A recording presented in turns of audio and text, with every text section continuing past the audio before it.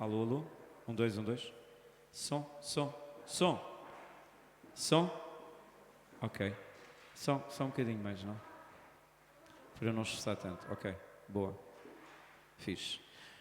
Boa noite mais uma vez. Queremos agradecer a vossa presença depois de alguma dificuldade com o trânsito, mas sejam bem-vindos e vamos ser abençoados nesta noite. Dar as boas-vindas a quem está pela primeira vez. Já conhecemos, mas está aqui pela primeira vez. Pode ficar de pé, não se importa. E para todos nós vermos, é a mãe da Fernanda. Desculpem, o nome é Rosa. Irmã Rosa. Hã? É uma flor, claro que sim. E mais pessoas novas. Gonçalo também. E queremos dar as boas-vindas à Rosa e ao Gonçalo. Uma salva de palmas a eles.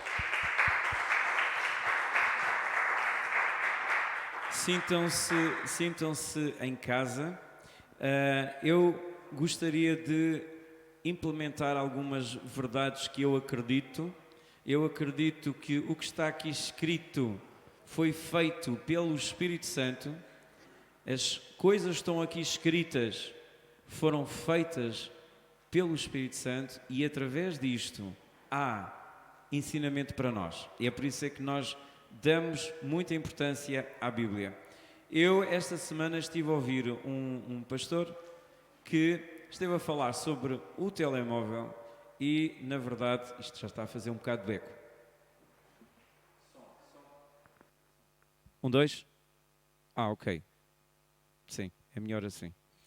E ele disse assim, este aparelhozinho pode ter a Bíblia aqui, é verdade, mas também pode ter muitas outras coisas. E na semana passada eu disse assim, como se fosse a Bíblia, eu arrependi-me. Não, porque este objeto pode ser usado para muitas coisas. Não há nada como este livro. E quem não tiver, que não seja por falta de possibilidade, vamos adquirir ou digam alguma coisa, porque nós queremos que cada um de vocês tenha este livro, porque este livro é que vai fazer a transformação na nossa vida.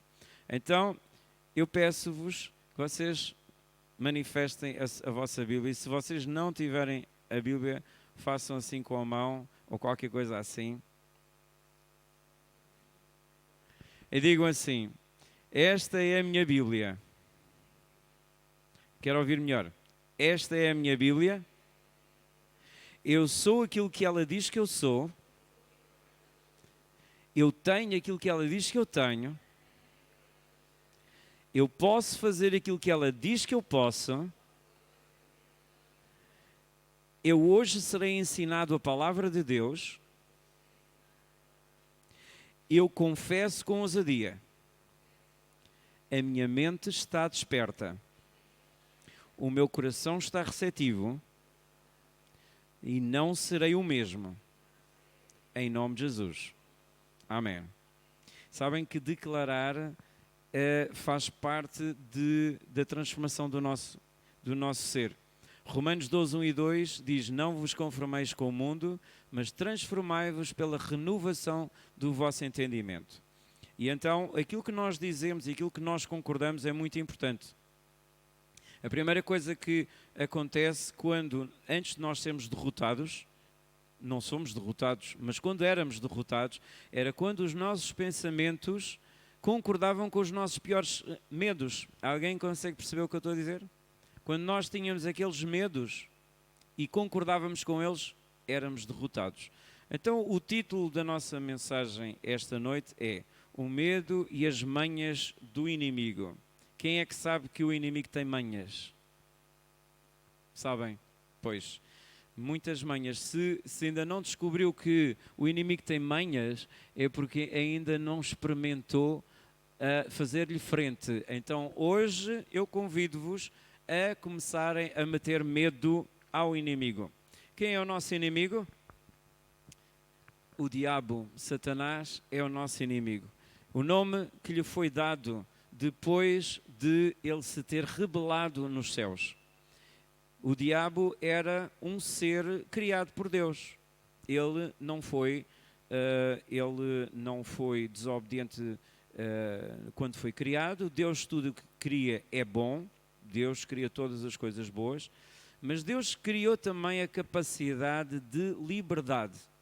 E diz que, numa das profecias de Tiro, que, portanto, era uma profecia que no fundo nós vemos ali a referência portanto, ao querubim ungido, que era aquilo que o diabo era um ser angelical, cheio de luz, mas que olhou para si e ficou tão apaixonado com aquilo que era, que quis subir ao lugar que só a Deus pertence.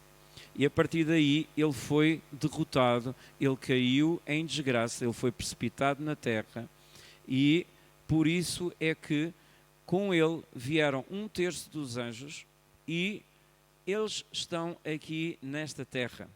Eles estão aqui e são uma oposição à nossa vida. Porquê é que as coisas são assim?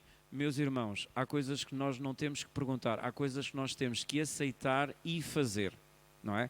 Da mesma maneira que eu pergunto, porquê é que eu tenho que comer para viver? Tenho que comer? Se eu não comer, o que é que me acontece? Morro. Eu tenho que dormir para viver. Porquê é que eu tenho que dormir? Não sei, mas tenho que dormir. Há coisas que não vale a pena perguntar. Alguém aqui ganha alguma coisa em perguntar porquê é que eu tenho que dormir de noite? Não? Alguém vale a pena perguntar? Mas é assim, experimente não dormir e vai ver o que é que lhe acontece. O que é que acontece se nós não dormirmos? Começamos a passar mal. Eu lembro-me de uma amiga minha, eu sou músico, sou maestro e também cantor, como vocês sabem, e no Algarve, quando estávamos a fazer um programa com o Fernando Mendes, uma das cantoras deu-se mal com outra da equipa e foi para um hotel diferente, para não haver confusões. Então diz que ela passou dias sem dormir. E nós tínhamos espetáculos todas as noites. Ao final de algum tempo nós percebemos que ela estava a ter falhas na prestação, enganava-se nas letras, enganava-se nas músicas, e quando nós descobrimos, ela não estava a dormir já por muitos dias.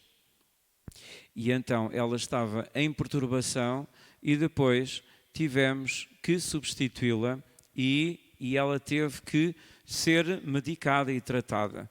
Portanto, a falta de descanso é algo que nós não podemos prescindir, assim como também não podemos prescindir da comida. Ora, espiritualmente é a mesma coisa. O homem é feito espírito. Nós temos uma alma e vivemos dentro deste corpo. Este corpo, que é a parte que nós vemos, é aquilo que muitas pessoas acham que é o final, que é tudo aquilo que existe, é a matéria, mas nós esquecemos que nós somos feitos espírito.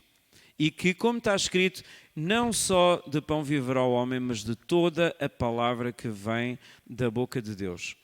Ora, nós, assim como nós precisamos para manter a vida, precisamos de comer, de dormir, nós também precisamos de sermos tirados do sistema deste mundo e nascermos numa nova dimensão. Porquê? Porque o homem desobedeceu e caiu da glória de Deus. Deus criou o homem, não foi para andar no pecado, não foi para andarmos numa vida terrível. Deus criou o homem para ter prazer. Deus criou o homem para seu prazer. Deus criou o homem para que a expressão dele, a criação, a liberdade que o homem tem, fosse manifesta na terra. E essas características, mesmo o homem sendo decaído, não foram retiradas. Eu estive a ver, acho que até foi ali a Lucinda que partilhou, um robô que já faz expressões faciais, mexe com o braço, faz assim, um robô, mexe com os olhos, mexe assim as mãos. Eu disse, meus irmãos, qualquer dia já não é preciso empregados, um robô faz o trabalho todo, não é? E nem quer aumentos salariais, nem precisa de comer, é só trabalhar, é só trabalhar, é só trabalhar. A inteligência do homem vai a este ponto, não é? Mas um robô é um robô. Um robô não sente, um robô não tem espírito, mas pode ser muito produtivo, na verdade, não é? Deus deu essa capacidade ao homem de criar coisas novas e a capacidade que nós temos é extraordinária. No entanto, Deus quer o nosso coração, não é? Nós podemos ser tão conscientes da nossa própria natureza, não é? E esquecermos-nos de Deus, mas Deus não se esquece de nós. Ele vem em nosso auxílio, vem buscar-nos. E é aqui que Jesus, ele veio à Terra e ele veio anunciar realmente um novo e vivo caminho. O caminho que ele propôs foi tirar-nos deste sistema, e é isso que eu quero falar-vos nesta noite. É este sistema de onde Deus quer nos tirar. Ele quer nos tirar deste sistema para não sermos governados por esse sistema. No entanto, nós vivemos no mundo. Alô? Sim? Estamos neste mundo, certo? Ainda estamos neste mundo. Um dia não vamos estar cá, mas enquanto estamos, Deus quer que nós possamos sair deste mundo. Como assim? Vou recitar aqui uns versículos que vocês já sabem, mas é bom referir e sabermos.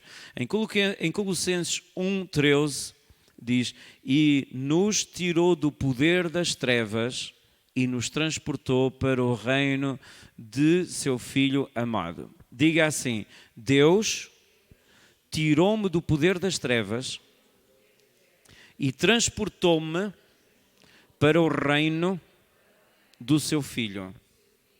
Portanto, a Bíblia diz que quando nós entramos na fé, quando nós olhamos para Jesus e dissemos: Jesus, tu já não estás naquela cruz, mas estiveste pregado, e a razão por que Jesus esteve pregado na cruz foi para substituir a iniquidade que havia em nós, a natureza de pecado que havia em nós foi cravada na cruz. E por isso, quando nós colocamos fé nesta obra que Jesus fez, porque reparem, Jesus não veio só para mostrar uma mensagem. A própria vida de Jesus é a mensagem. A própria vida de Jesus, a sua morte e ressurreição é a mensagem. E através dessa sua vida, Ele tirou-nos do poder das trevas e nos transportou para o reino do seu Filho. Foi Deus que fez isso. Quando é que isso aconteceu? Quando nós o buscamos. Quando nós quisemos alcançar e vimos. Para já tem que haver esta transformação. Esta transformação tem que acontecer em nós. Aquela transformação que aconteceu com um dos ladrões que estava ao lado de Jesus. É que disse: Jesus, lembra-te de mim quando entrares no teu reino. Naquele momento, ele estava a reconhecer a sua condição de pecador e a reconhecer em Jesus a condição de Salvador. Quando isto acontece, dá-se uma transformação em nós. Quando nós abrimos o nosso coração e dizemos: eu preciso, Senhor, do teu perdão, da tua misericórdia, e eu quero me ligar a ti, Jesus, porque tu tens aquilo que eu preciso e eu quero aquilo que tu tens, naquele momento, dá-se um milagre. E é nesse momento em que o Espírito Santo vem e faz de nós novas criaturas. No entanto, quando isso acontece, há alguém que não está feliz. Há alguém que não está feliz. O diabo não está feliz, mas também há duas realidades que não estão felizes. O apóstolo Paulo dizia que os inimigos da nossa vida espiritual são três: o mundo, a carne e o diabo. Pensávamos que era só o diabo, mas não. Temos três inimigos. Três inimigos: o mundo, o diabo e a carne. E nós pensávamos que só tínhamos um. No entanto, nós podemos vencer os três. Nós conseguimos vencer os nossos inimigos. Digam assim: nós podemos vencer os nossos inimigos. Através do quê? Através da nossa fé. A fé é a capacidade que Deus nos deu para nós vencermos o mundo. É o que está escrito em 1 João 5, 4 e 5, diz: porque o que é nascido de Deus vence o mundo. Aquele que é nascido de Deus vence o mundo. Quem é que é nascido de Deus? Quem nasceu de Deus vence o mundo. Porquê? Porque Deus colocou em nós uma natureza diferente. É a natureza que Deus criou em nós que é contrária à natureza do mundo. E é essa natureza que vence o mundo. Porquê? Porque a vitória que vence o mundo é a nossa fé. É o que está escrito em 1 João 5, 4 e 5. E por lado, nós vemos que Deus nasceu em nós uma natureza santa. Deus diz que nós somos santos. Quando nós nos ligamos a Deus, Ele diz: a partir de agora tu és santo. Não importa se nós podemos achar que existe em nós ainda a contrariedade, porque existe. Nós temos vários inimigos, como vocês já sabem, o mundo, a carne e o diabo, mas há um inimigo que é personificado, que é o diabo, que é um ser, que ele e os seus exércitos lutam contra nós. Mas também temos um mundo que está fora, que nos rodeia, mas temos um inimigo que está bem presente, que é a nossa carne. E é esse inimigo que nos dá mais problemas, porque é esse inimigo com que os outros jogam. Reparem, se nós não tivéssemos o problema da carne, o inimigo mundo e o inimigo diabo não tinham qualquer efeito. O problema é que nós temos um inimigo carne que tem que ser vencido. E é nessa luta que nós temos que abrir bem os olhos e não nos deixarmos derrotar pelas manhas do inimigo diabo, digamos assim. Portanto, a Bíblia diz em 2 Coríntios, capítulo 4, 4 e 5, diz: nos quais o Deus deste século cegou os entendimentos dos incrédulos para que não crescem no Evangelho.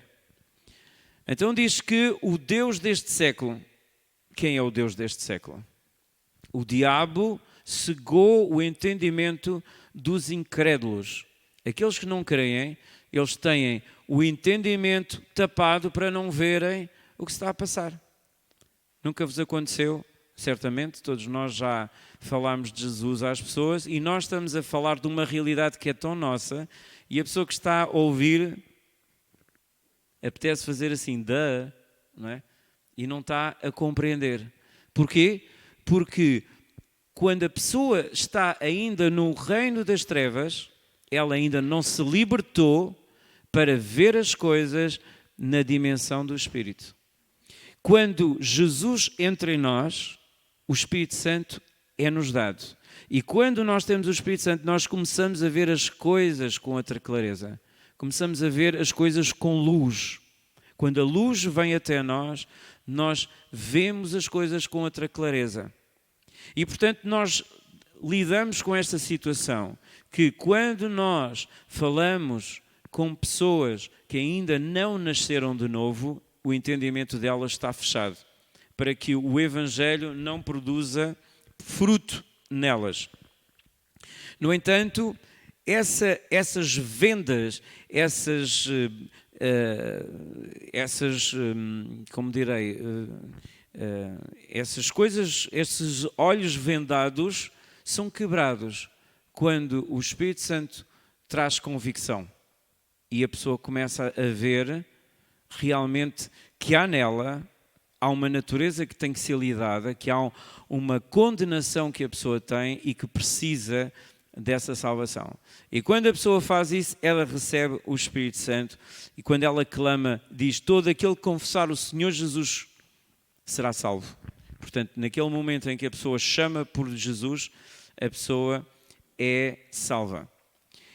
E quando nós encontramos Jesus e começamos a buscá-lo e começamos a praticar a palavra, não sendo apenas ouvintes, mas praticantes da palavra, certo? Quando nós pomos em prática a palavra, o que é que acontece? Imediatamente nós percebemos que temos um inimigo. E é o inimigo, esse inimigo invisível, que nós desconhecíamos, que começamos a tomar contacto. E é por isso é que o apóstolo Paulo escreveu nas cartas como lutar e vencer as armadilhas e manhas do inimigo. E então todos nós sabemos que quando começamos à procura de fazer a vontade de Deus, nós temos que lutar com oposição. Quem é que já sentiu oposição? Certamente, para estarmos aqui, já tivemos oposição, certo? Muita oposição. E perguntamos assim, porquê é que então nós temos oposição? Será que estamos a fazer alguma coisa de errado? Nós que queremos servir a Deus, queremos vir à igreja, queremos servir a Deus, queremos vir diante de Deus e mostrarmos o seu amor e Ele mostrar. Mas porquê tanta oposição? Porquê é que à última da hora surgiu um telefonema? Porquê é que à última da hora há trânsito? Porquê é que à última da hora acontecem coisas inesperadas? Porquê? Jesus também teve. Jesus também teve.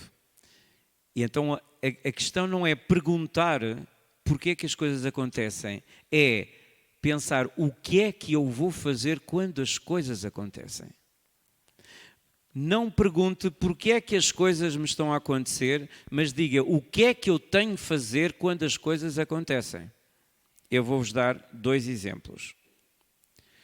Quer ver como é que Jesus também foi travado, foi bloqueado? Ele foi tentado no deserto, certo? Quando Jesus foi para o deserto, ele foi tentado. Portanto, o facto de Jesus ter sido tentado não quer dizer que nós tenhamos que cair, porque Jesus não caiu. Jesus resistiu. E ele próprio disse, no mundo tereis aflições, mas tende bom ânimo, eu venci o mundo. Então, quando nós estamos a ser perseguidos, a nossa fé e a nossa confiança tem que estar em quem? Em Jesus. Porque está escrito que Ele é o autor e o consumador da nossa fé. O que é que quer dizer isso? Quer dizer que foi Ele que deu a origem à nossa fé e também é Ele que vai completar a nossa fé. Autor e consumador da nossa fé. Quem é o autor e consumador da nossa fé? É Jesus. É a pessoa dele. A pessoa de Jesus é que nos conquistou. Nós estamos aqui, amamos a Deus, mas foi Jesus que nos conquistou. Não é? Então, a nossa ligação com Cristo deve ser esta. Ele venceu o mundo e Ele declara, vocês também vão vencer. Quem é que quer vencer o mundo? Eu quero vencer o mundo, a carne e o diabo. Então, nós quando temos esta consciência de que há oposição, nós então devemos nos colocar em posição de guerra. Quando nós decidimos seguir a Cristo, nós temos que perceber que ganhamos um inimigo. Mas um inimigo derrotado. Portanto, nós podemos ter bem felizes porque é um inimigo derrotado. É um inimigo que não tem de ganhar as nossas batalhas. E nós temos que ter a disponibilidade e a convicção e a determinação de não deixar o inimigo ganhar as batalhas. Como é que nós vamos fazer isso? Quando os países estão em guerra, sabemos que as nações armam-se com ogivas nucleares, marinha, exército, força aérea e depois têm estratégias, não é? Para quê? Para poderem lidar com o inimigo. Por exemplo, Israel teve que desenvolver uma técnica de armamento para poder se defender contra os ataques de muçulmanos que juram destruir Israel e mandá-los para o fundo do mar. Portanto, quando alguém vive debaixo de ameaça, precisa se defender, certo? Se nós cristãos somos atacados por um diabo, precisamos também de uma armadura, certo? Precisamos, não é? Então, está escrito em Efésios que nós temos o capacete da salvação, imaginando um capacete, porque Paulo viu um soldado e disse, olha, capacete é a nossa salvação. A mente, esta parte, é a parte que nos comanda. A salvação é toda a questão de resgate, libertação, cura, é a salvação. Temos a couraça da justiça. Nós fomos feitos justiça de Deus em Cristo Jesus. A condenação que nós tínhamos foi cravada na cruz. Portanto, nós somos justos. Nós podemos apresentar-nos. Temos o cinturão da verdade. A verdade protege-nos as partes mais frágeis, não é? As entranhas. Esta zona onde poderiam-nos também espetar. Em outros tempos, hoje já não se usa esta questão, mas é bom nós pensarmos também nas armaduras como se fôssemos no meio de guerra frente a frente. E depois também temos os pés. Nós andamos através do Evangelho. É aquilo que nos faz andar. E temos também, não menos importante, um escudo, o escudo da fé, com a qual nós podemos apagar todos os dardos inflamados do maligno. Mais uma vez, o escudo da fé, que é a nossa fé, aquilo que vence o mundo. E temos na mão uma espada, que é a espada do Espírito, conforme também está escrito em Hebreus, que é a palavra falada, palavra rema. Quando nós falamos a palavra, ela sai com poder. Nós sentimos quando uma pessoa fala a palavra com autoridade, ela é um fogo, ela é uma espada. Quando a palavra de Deus vem para corrigir, quando nós sabemos a posição que temos em Cristo e falamos a palavra, ela é como uma espada. Ela vai direta ao assunto. Ela penetra pela alma e chega até ao espírito. Portanto, nós para lutar contra o inimigo, nós temos que ter estas proteções. Reparem que tudo é proteção, a espada é para atacar. A salvação é proteção, o escudo, a couraça é proteção, o cinturão é proteção, os sapatos é proteção, o escudo é proteção, mas a espada não. A espada é o quê? A espada é para atacar. E a espada é o quê? Palavra. Mas palavra quê? Palavra quê? Palavra rema, viva, projetada. Porque se eu falar sem acreditar, o que é que vai fazer? Nada. Quando o diabo chegou-se ao pé de Jesus e diz, estás com fome, transforma estas pedras em pão, para que elas te possam saciar, o que é que Jesus disse? Está escrito, nem só de pão viverá o homem, mas de toda a palavra. Como é que Jesus respondeu ao diabo? Com, está escrito. Naquele momento em que ele disse está escrito, ele pegou numa palavra que era conhecimento, que era palavra logos, e tornou rema. Então aquilo foi direto ao diabo. Quando ele disse assim, ele disse, isto não é para ser considerado, isto é facto. Nem só de pão viverá o homem, mas de toda a palavra que sai da boca de Deus, acabou ali o assunto. Não é? Se Jesus estava a pensar assim, uau, estou com fome, estou com muita fome, a padaria fica muito longe, ainda estou no deserto, aqui não há padarias, estou com muita fome. Olha aqui uma pedrinha tão bonita, vou transformá-la. Jesus tinha esse poder. Jesus podia. Então Jesus transformou água em vinho.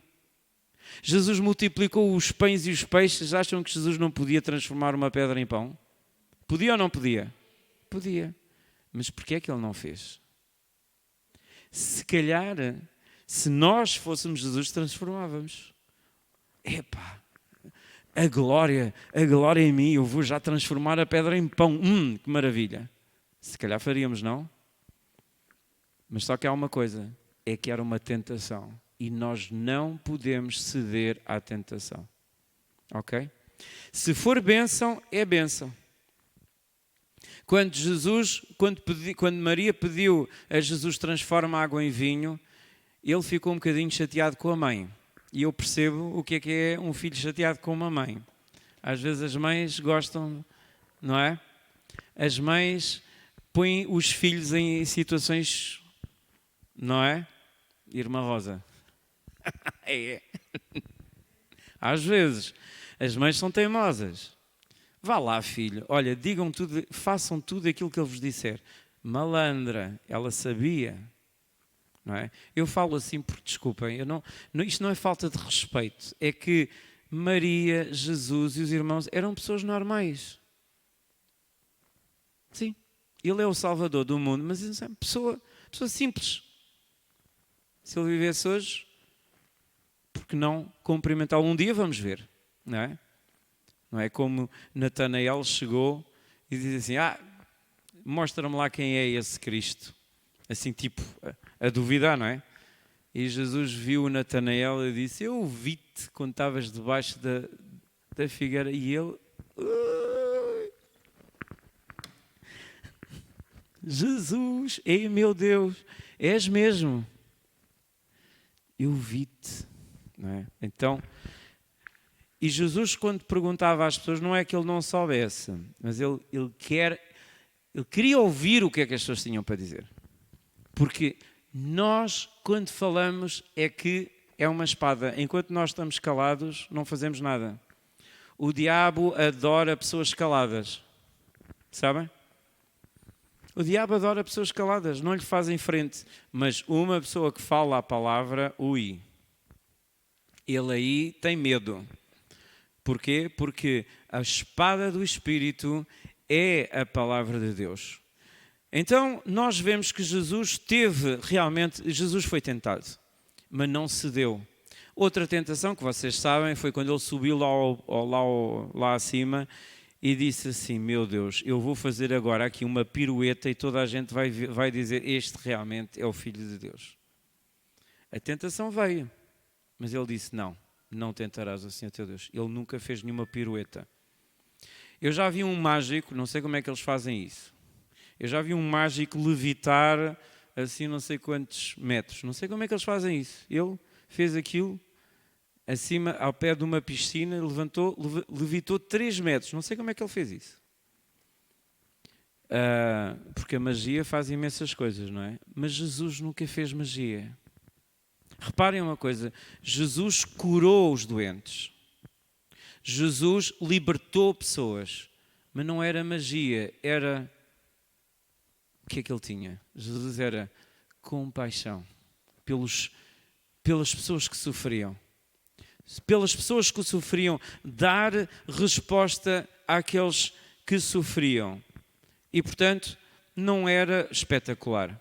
E, portanto, Jesus também resistiu a essa tentação. E também resistiu à tentação que o diabo disse, eu vou-te dar os mundos, só me precisas de adorar. Eu dou-te. Eles deram-me, o ser humano deu autoridade ao diabo para governar o mundo. Porquê é que o mundo é governado pelo diabo? Porque o homem se deu-lhe essa liberdade. E Jesus disse, vai-te Satanás, porque está escrito que só a Deus adorarás e a num outro. E aqui ele fechou aquela situação de tentação. No entanto, Jesus teve oposição. A tentação é aquilo que vem nos derrotar dentro de nós próprios. Mas depois nós temos também a oposição. Nós temos primeiro esta fase de vencermos a nós próprios. De dizer, Senhor, eu quero ir contigo. Mesmo quando nós sentimos fraqueza em nós próprios. E às vezes temos aquelas dúvidas, aquelas crises. Mas nós queremos ir com Deus e nós queremos ter uma eternidade com Ele. Não queremos ir para o lugar errado. Nós queremos viver com Deus. Mas quando nós queremos fazer a coisa certa e viver com Deus, nós temos 2 oposições. Jesus teve a oposição dos fariseus, que era a liderança. É quando as coisas começam mesmo a correr mal. Quando a liderança começa a ir contra Jesus e a dizer: quem és tu? Qual é a tua autoridade? Não te submetes a nós? Quem é que te chamou? Porque se for de Deus, estás connosco. E Jesus disse: não, vocês têm por pai ao diabo. E portanto, os fariseus eram uma oposição a Jesus. Era uma oposição de fora. Mas Jesus também teve uma oposição de dentro. Pedro também foi uma oposição. Pedro, um dos discípulos. Aquele Pedro que se mostrava assim todo forte, todo valente, o primeiro entre todos. Aquele que disse a Jesus: és tu que estás aí no meio da água, manda-me ter contigo. E foi e andou sobre as águas.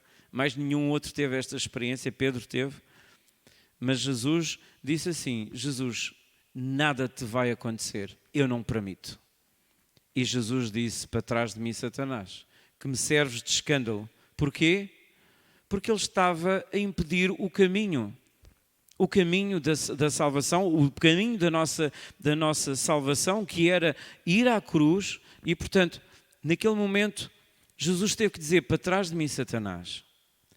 Quantos de nós vemos que a oposição pode vir de fora, mas também pode vir de dentro, da nossa própria casa? Quando nós queremos fazer a obra de Deus e quando alguma coisa vem para nos colocar um travão, e quando nós reconhecemos isso, nós temos que dizer, temos de ter esta sabedoria: para trás de mim, Satanás. Não quer dizer que nós tenhamos que falar abertamente para a pessoa. Às vezes não é?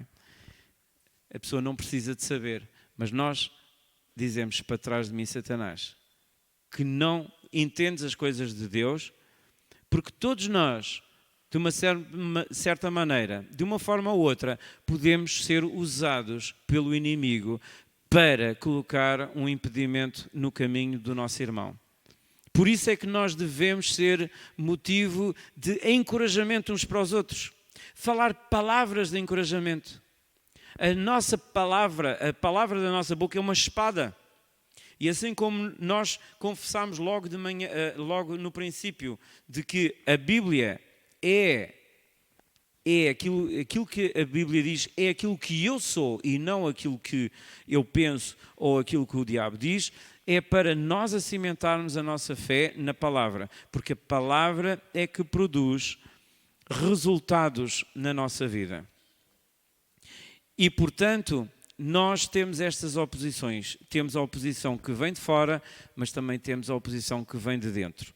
E nós aí temos que ser firmes para resistir às tentações, resistir à oposição. A palavra diabo quer dizer acusador. Ele é acusador, enganador e mentiroso. O diabo só consegue enganar quem está cego ou quem acredita no superficial e não discerne as intenções que estão por detrás dos discursos. Se nós formos a ver no jardim do Éden, o discurso da serpente para Adão e Eva, o que é que foi? Foi tentá-los seduzir a pensarem mal de Deus. Ele diz: olha aqui este fruto. Deus disse para vocês não comerem. E ele mudou a narrativa de forma a que eles começassem a colocar em causa aquilo que Deus lhes disse para eles fazerem. Então nós temos que ver nos nossos dias, e este é um dos espíritos que mais opera nos nossos tempos. O espírito de engano, espírito de sedução, espírito de engodo. Eu não sei se alguma vez vocês receberam alguma proposta para investir dinheiro para terem lucro. Existiu aqui há uns tempos uns investimentos que era tipo umas ações. Eu nunca meti-me nisso, também não tinha para investir, mas ouvi dizer que algumas pessoas caíram. Costuma-se dizer o conto do vigário, não é? Infelizmente usam o termo vigário, que deveria ser exatamente alguém de referência. Mas o que quer dizer é que o engano só consegue ser engano se a pessoa que for enganada acreditar naquilo que lhe está a ser proposto. Havia um esquema que certamente já há muitos anos ouviu-se falar sobre o esquema de Dona Branca. Alguém ouviu falar sobre isso?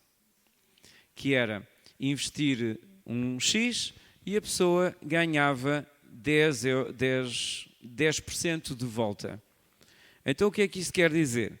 Que a pessoa investia, por exemplo, 100 euros e recebia 10 euros de volta. Quem é que não quer isso? Não é? Portanto, toda a gente fica espantada, mas que maravilha, que delícia, que coisa incrível. Então o que é que acontece? Acontece que uma pessoa dá 100 euros e depois vai lá receber os 10 euros de juros no mês. E o que é que isto vai acontecer? Vai acontecer que essa pessoa vai dizer a outras e dizer, olha, eu estou a investir 100 euros e estou a receber 10 euros por mês. Eu também quero isso. Então, as pessoas vão todas nesse intuito de receber proveitos extraordinários. E quando esta coisa passa a palavra, as pessoas vão todas investir os 100 euros, estou a dar o exemplo, não é? Os 100 euros para receber os 10 euros por mês de retorno. O que é que acontece? Quer dizer que a pessoa vai recebendo cada vez mais, vai amontoando, vai tendo cada vez mais dinheiro, e esse dinheiro que vai recebendo vai permitindo que a pessoa dê os juros a quem os dá. Portanto, isto chama-se uma bolha. O que é que acontece? Quer dizer que a pessoa vai recebendo mais dinheiro, mas também vai dando os juros e chega a uma altura que a bolha explode. E quando explode, muita gente fica sem dinheiro. A verdade é que muita gente ganhou, mas depois também fica muita gente sem o dinheiro. O que é que isto foi? Foi um engodo, um engano. Porquê? Porque não estava estabelecido em factos comprovados que pudessem dar crédito àquilo que estava a ser feito. Ora, o diabo opera assim desta maneira. Ele propõe um lucro fácil e espera que nós aderimos à sua estratégia. Nós temos visto isto nos nossos dias de uma forma assustadora. Quando nós vemos que homens poderosos do mundo que não temem a Deus querem aumentar ainda mais o seu poder. E nós que tememos a Deus e que queremos honrar a Deus, temos que perceber o que está por detrás. Assim como, por exemplo, numa tourada. Quando o toureiro está no ringue e apresenta o pano vermelho, o touro vai marrar onde? No toureiro ou no pano? No pano. Mas ele não sabe que é o toureiro que está ali. Então para que é que ele marra no pano vermelho? Porque ele é atraído pela cor e ele vai marrando, pensando que o pano vermelho é o inimigo, quando não é. E assim nós também temos que ter esta percepção de que quando existem circunstâncias da nossa vida com as quais nós lutamos, às vezes pessoas, às vezes circunstâncias, não é esse o problema, é o que está por trás. A narrativa que está por trás, o inimigo que está-se a mover por trás. Como, por exemplo, vou dar também este exemplo, a lotaria. Há pessoas que compram lotaria na esperança de ganhar uma fortuna, não é? Porque há uma possibilidade da pessoa ganhar uma fortuna, certo? Mas eu pergunto, a lotaria foi feita para você ser um milionário? Foi? Não. A lotaria foi feita para quem?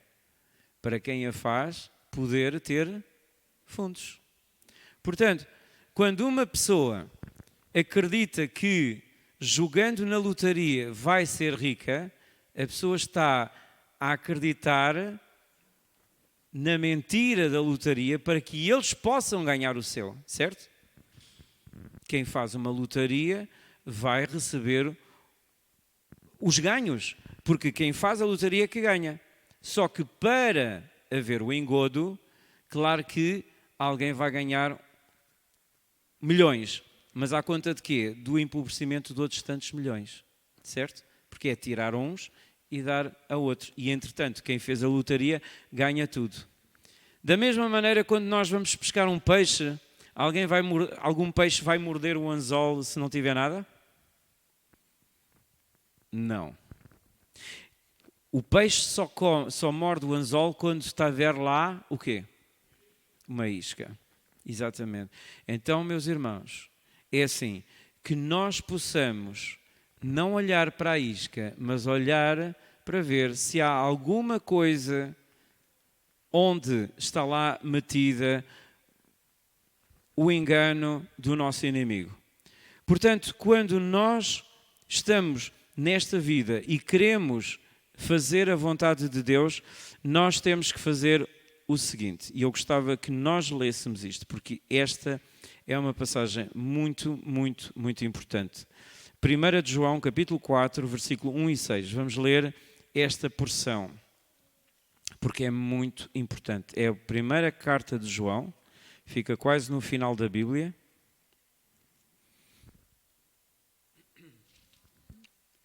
Fica antes de Apocalipse, mas é a primeira carta de João, capítulo 4. Primeira carta de João, capítulo 4, começando no versículo 1. Diz assim: Amados, não deis crédito a qualquer espírito. Antes, provai os espíritos se procedem de Deus. Porque muitos falsos profetas têm saído pelo mundo fora. Nisto reconheceis o Espírito de Deus. Todo o espírito que confessa que Jesus Cristo veio em carne é de Deus. Todo o espírito que não confessa a Jesus não procede de Deus. Pelo contrário, este é o espírito do anticristo, a respeito do qual tendes ouvido que vem e presentemente já está no mundo.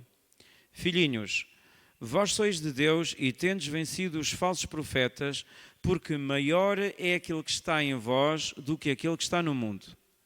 Eles procedem do mundo, por essa razão falam da parte do mundo, e o mundo os ouve. Nós somos de Deus, aquele que conhece a Deus nos ouve.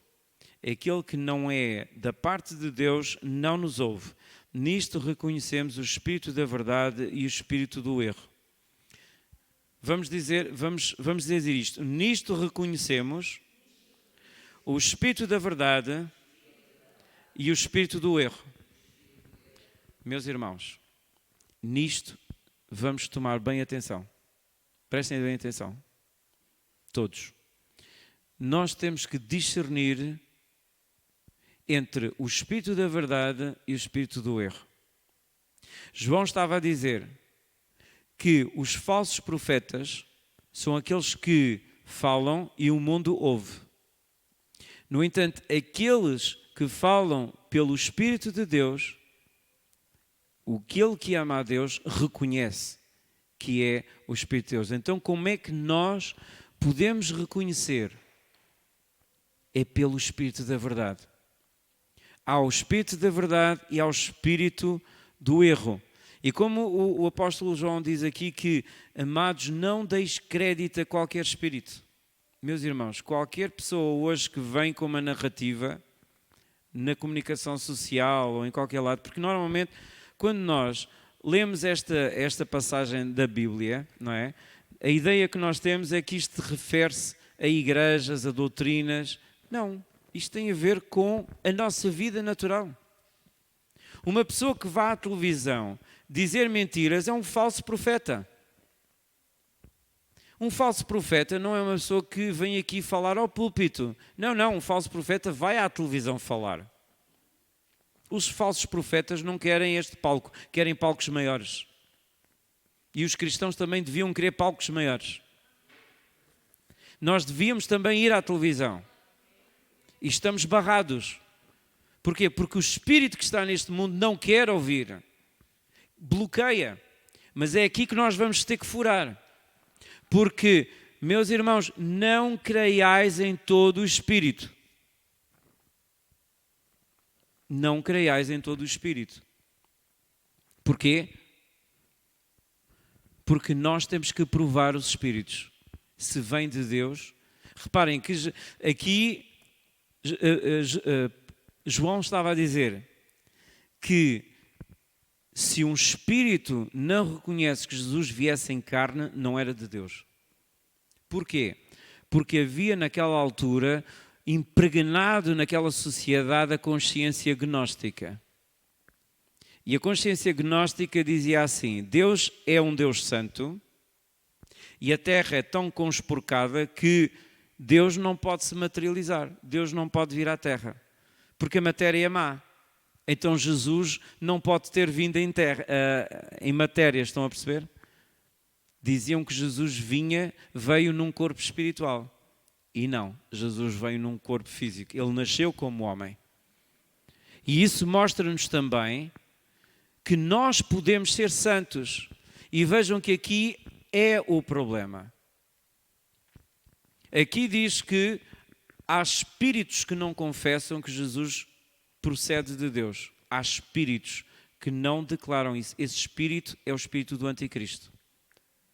Agora, como é que nós podemos identificar nos nossos dias esse espírito de engano? Reparem que o gnosticismo diz que não há nada de bom na matéria. A matéria é algo terrível e não há possibilidade de sarar nada. Portanto, uma consciência gnóstica também não aceita a salvação.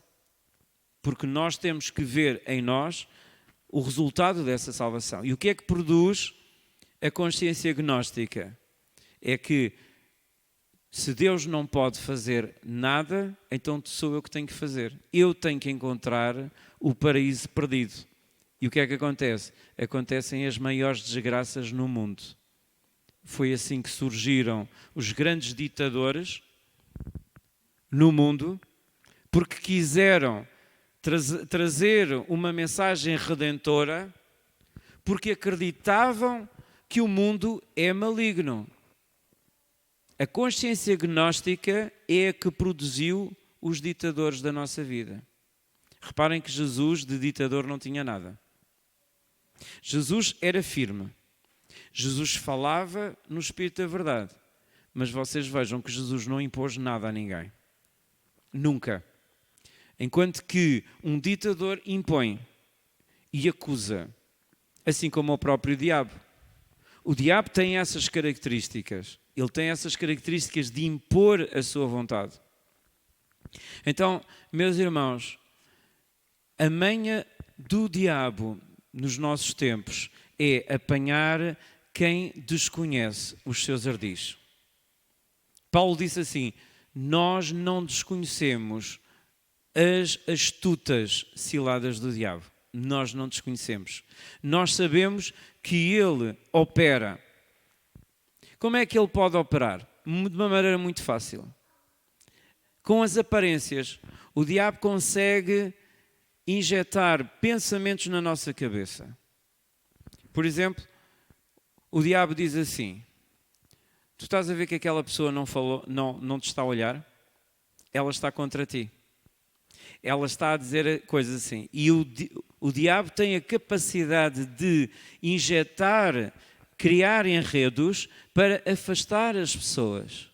E nós temos que, no nosso coração, dizer: mas este espírito é um espírito faccioso, é um espírito de contenda, então não vem de Deus. Qual é o espírito que vem de Deus?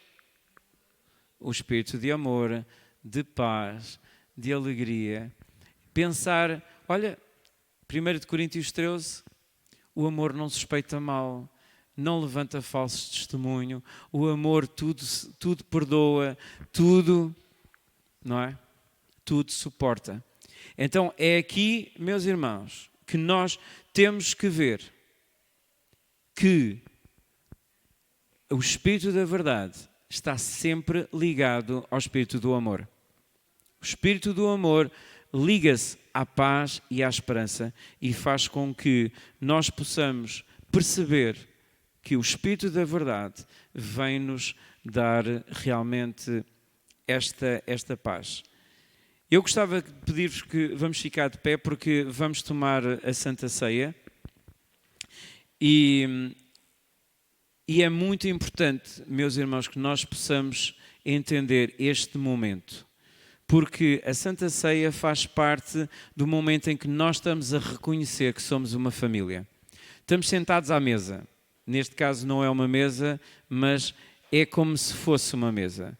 Nós estamos a participar de um convite que Jesus nos dá, que diz: vem cear comigo, vem tomar a Santa Ceia comigo.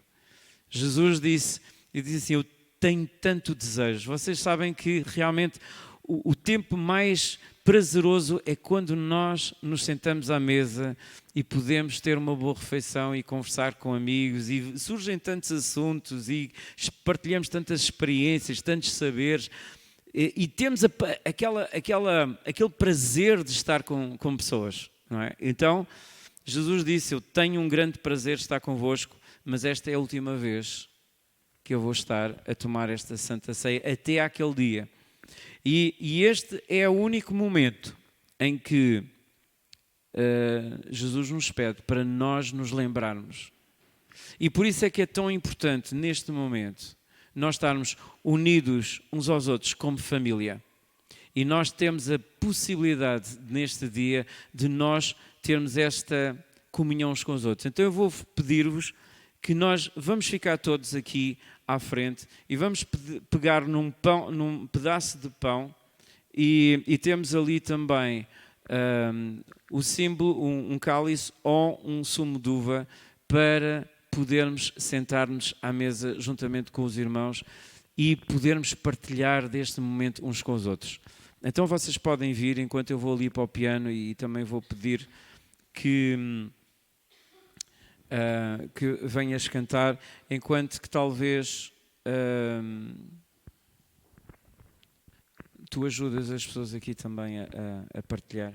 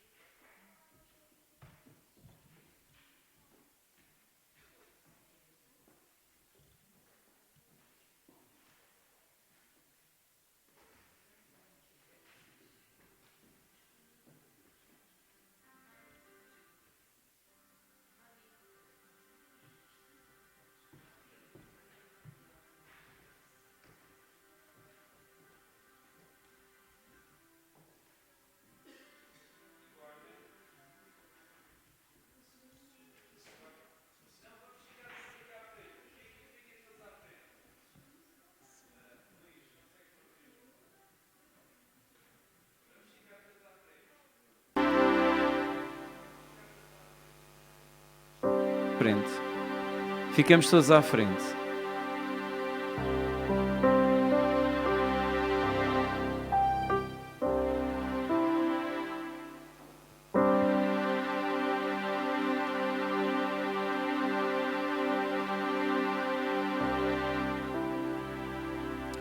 E neste momento em que nós estamos a lembrar a última ceia de Jesus, o corpo e o sangue, vamos lembrar também que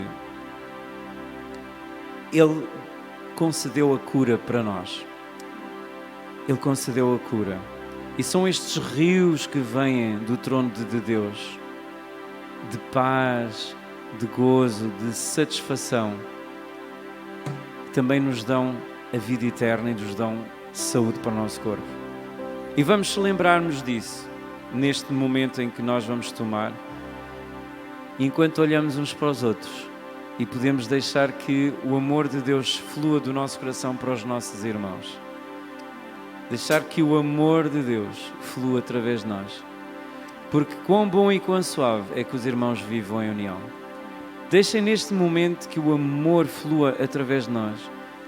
Porque essa é, na verdade, a presença de Jesus no nosso meio. Sabemos que o amor de Jesus está aqui no nosso meio. Este momento é precioso.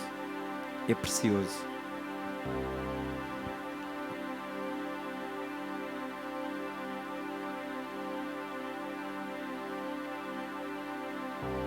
É precioso este momento.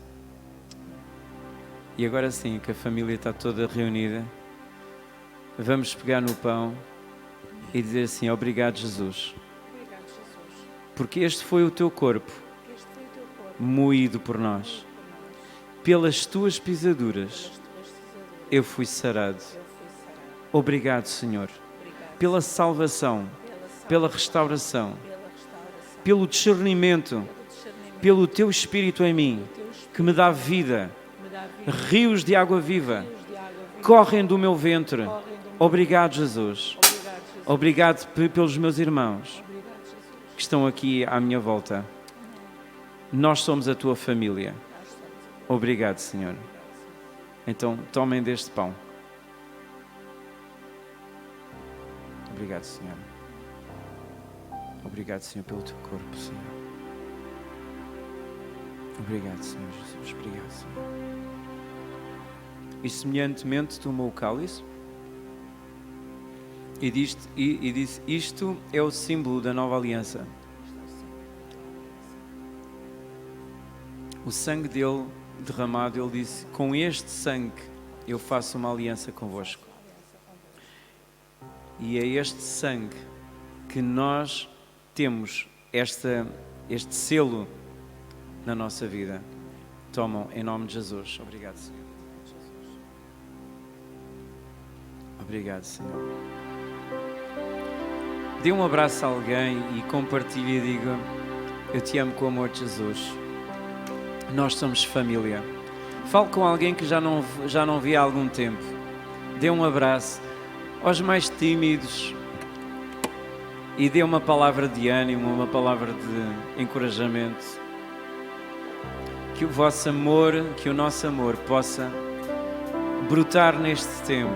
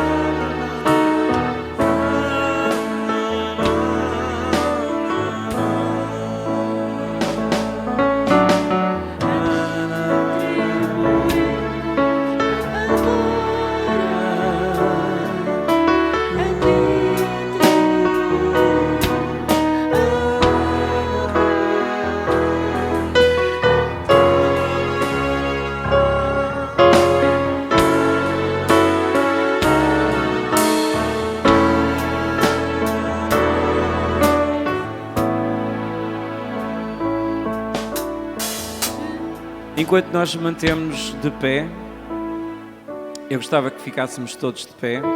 Nestes momentos estamos quase a chegar ao final, mas eu não gostava de terminar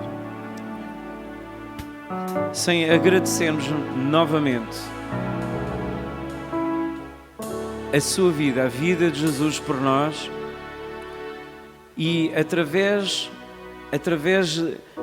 do seu corpo e ressurreição, Ele ganhou-nos cura para o nosso corpo. Eu gostava que neste momento dessemos todos atenção a isto, porque isto é muito importante.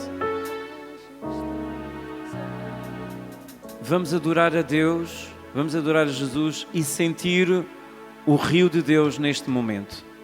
Vamos ficar todos em silêncio. Eu quero-vos pedir para que fiquemos todos em silêncio. Porque nós temos que reverenciar o Espírito Santo e deixar que o Espírito Santo se mova. Neste momento, levante as suas mãos e pense naquilo que precisar. Neste momento, vamos pedir ao Senhor Jesus que estenda a sua mão para nos abençoar. Se for uma doença, se for alguma necessidade financeira, o que quer que seja, Jesus, David, agora tens de ficar em silêncio, por favor. O Senhor Jesus está aqui a mover-se. Tens de ficar sossegadinho. Vamos cantar a Jesus neste momento, para que Ele se mova no nosso meio.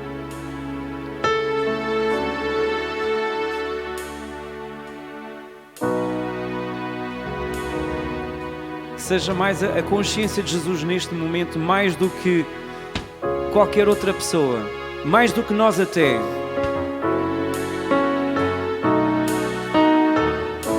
Enquanto nós cantamos Jesus, ó Jesus, vamos deixar que o seu rio flua aqui no nosso meio. Jesus, ó Jesus, Jesus. Oh Jesus, Jesus, oh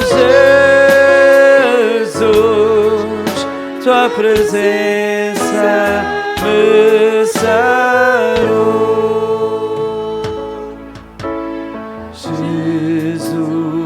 Jesus, oh Jesus.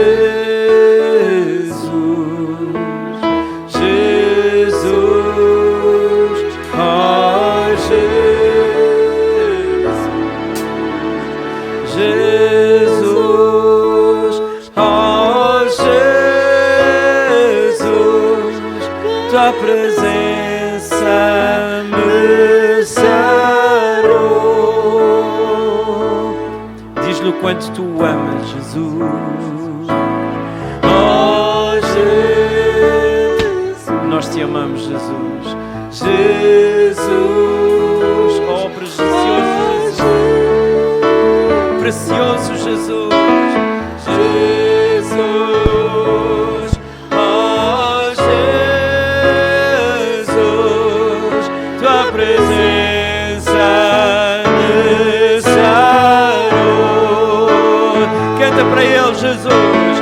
Jesus, oh Jesus, Jesus, oh Jesus, Jesus, oh Jesus, tua presença nos sarou. Vamos ficar assim nesta reverência diante de Jesus, dizendo-lhe assim muito suavemente o quanto nós o amamos. E veja aquela cruz em que Jesus morreu pelos nossos pecados e pelas nossas enfermidades. Mas hoje Ele não está naquela cruz. Ele está a passar mesmo aí ao teu lado. Recebe de Jesus aquilo que tu precisas. Deixa Ele tocar em ti agora. Toca Jesus agora. Toca Jesus em todas as pessoas. Toca, Senhor, neste momento. Toca, Senhor. Oh, toca pelo teu poder, Senhor. Aleluia. Oh, precioso Jesus, passa ao lado de cada um dos teus filhos aqui nesta noite e toca, oh, o teu rio de cura, o teu rio de cura a passar, Senhor, o teu rio de cura a passar neste momento. Fecha os teus olhos e vê Jesus a tocar-te. Vê Jesus a tocar-te neste momento, a sarar-te, a preencher-te, a preencher-te. Aleluia, glória ao teu nome, Senhor. Adora, vamos orar. Aleluia.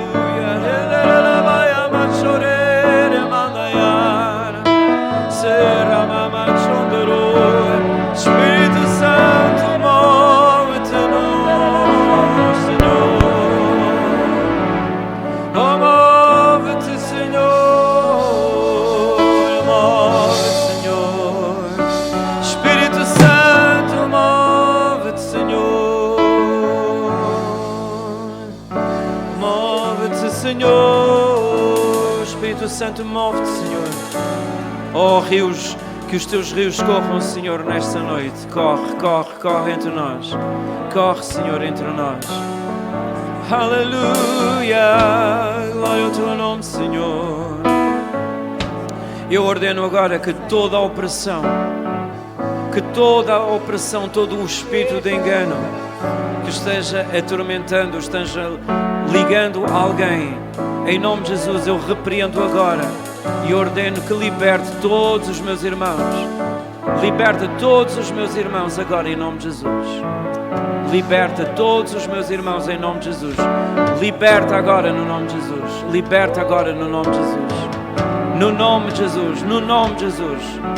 No nome de Jesus. Toda a opressão é quebrada agora no nome de Jesus.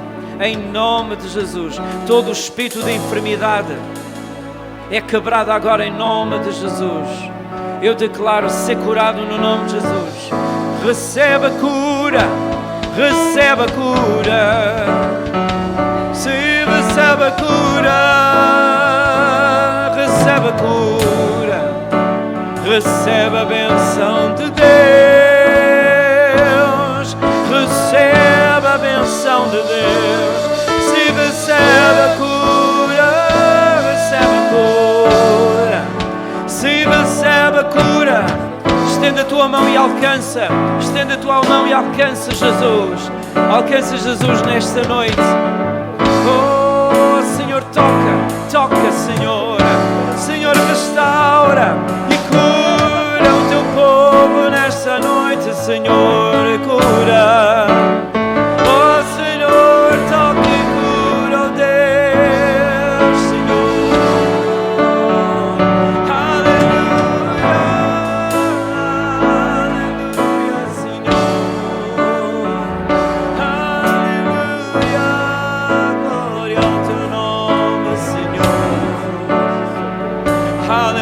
Estende a tua mão e recebe aquilo que precisas de Jesus nesta noite. Recebe, se recebe,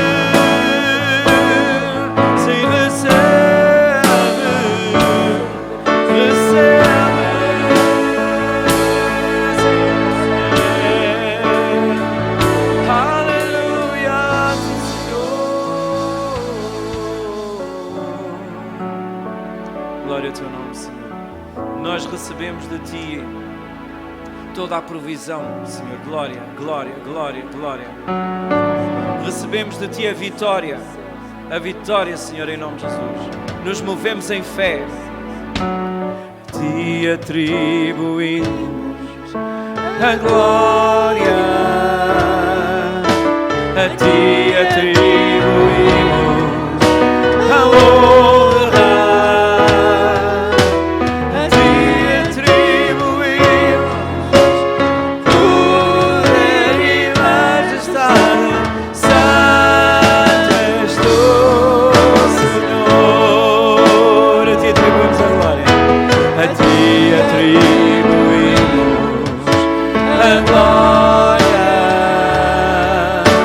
Aqui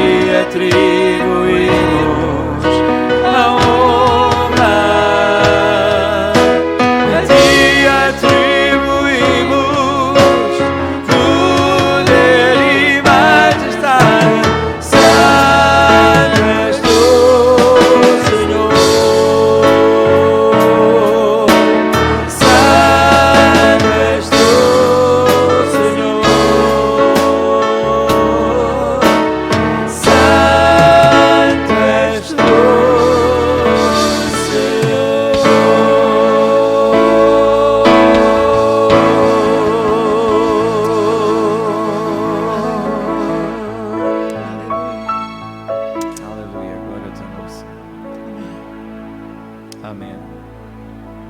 Vamos trazer agora as nossas ofertas.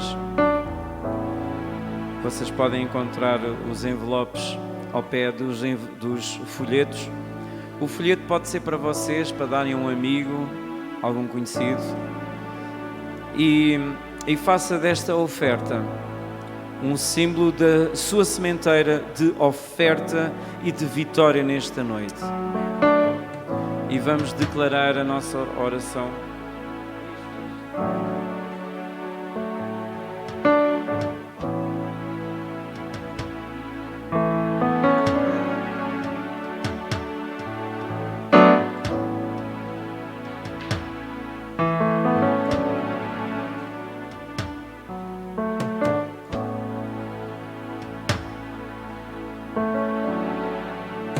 Ok, antes de nós darmos, vamos ficar de pé, por favor. Levante a sua oferta como um ato de fé e vamos fazer esta oração que está nos ecrãs. Diga assim: esta é a minha semente. Esta é a minha semente. Mais alto? Esta é a minha semente. Eu semeio no reino de Deus. Eu semeio no reino de Deus. Eu semeio porque eu amo a Deus. Eu semeio porque eu amo a Deus. E quero ver a igreja a continuar E quero ver a igreja a continuar a cumprir aquilo que Deus a cumprir aquilo que Deus chamou-nos para fazer. chamou-nos para fazer. Eu creio que ao semear Eu creio que ao semear a minha semente, a minha semente, ser-me-á dado ser-me-á dado boa medida, boa medida, recalcada, recalcada, sacudida e transbordando. e transbordando. Ela virá até mim Ela virá até de mim muitas formas. de muitas formas. Eu quero agradecer-te, Senhor, Eu quero agradecer-te porque boas oportunidades porque boas vêm a oportunidades caminho. vêm a caminho. Eu quero agradecer-te, Senhor, Quero agradecer-te porque as janelas dos céus porque as janelas dos céus estão abertas estão abertas pela minha obediência pela minha obediência ao semear ao semear a minha semente. a minha semente. Amém. Amém. Então venham com esta fé, enquanto nós cantamos mais uma vez, Jesus, a Ti atribuímos a glória.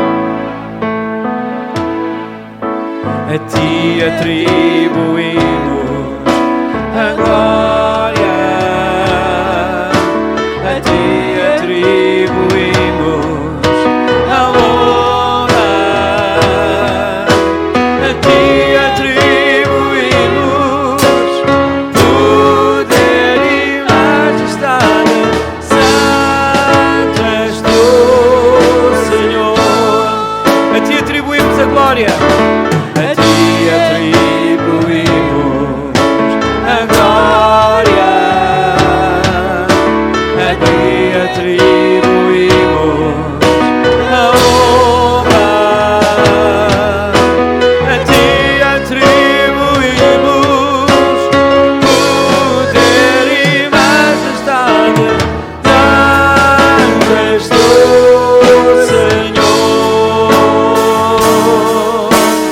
Santo és Tu, Senhor.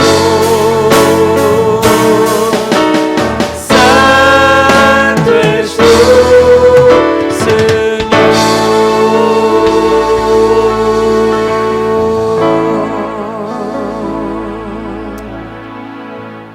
Amém.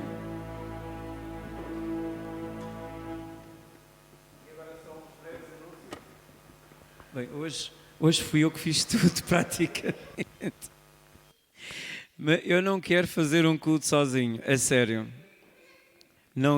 Não é que não me dê prazer, mas fazer as boas-vindas, o louvor, a palavra, a oferta, a Santa Ceia. Não, meus irmãos, vamos orar para que Deus envie mais pessoas. Eu dou graças a Deus que para a semana vamos ter a irmã Lucinda Ribeiro Alves a ministrar a palavra. Portanto, eu vou estar a descansar e graças a Deus vamos ter provavelmente mais pessoas agora também a cantar. Mas orem, meus irmãos, para que Deus envie mais obreiros. Termos alguém para cuidar do David ali, para nós podermos estar com atenção aqui à palavra. Se você não tem uma igreja local e passou por aqui e sentiu-se bem connosco, sinta-se parte da família, é bem-vindo congregar connosco. Quero também convidar-vos a dizer-vos que nós estamos a preparar uma festa, um concerto de Natal aqui no dia 18. O sábado será daqui a 2 semanas, certo? O próximo sábado é dia 11, depois será dia 18.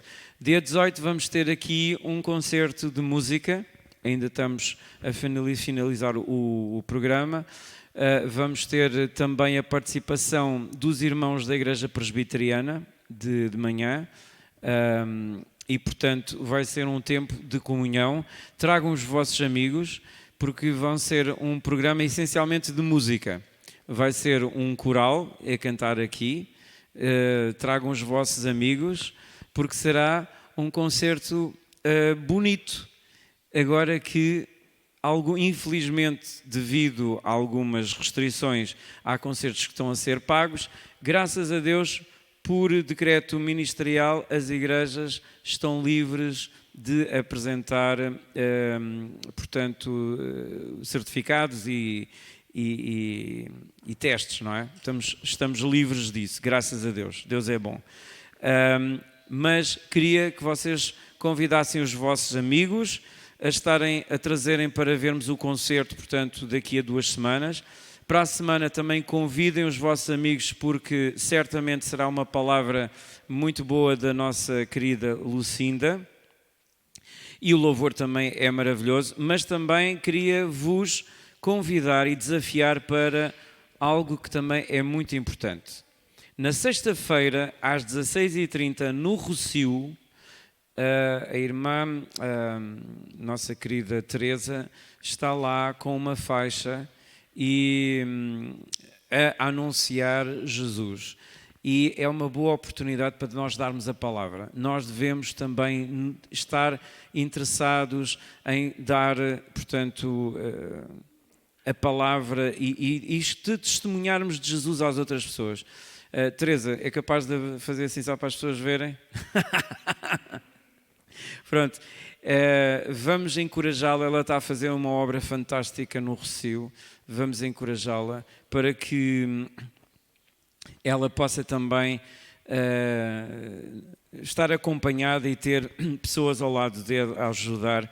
E também no sábado de manhã, hoje já lá estive na Rua Augusta, está lá também o pastor Daniel West com a caixa vermelha, mais ou menos ao pé da Zara, a pregar a palavra para todos aqueles que passam na Rua Augusta. Passem por lá também. Se quiserem mais informações sobre isso, venham falar connosco no final. E pronto, não se esqueçam. E outra coisa, não sei se alguém se esqueceu disto. Estes óculos são de alguém?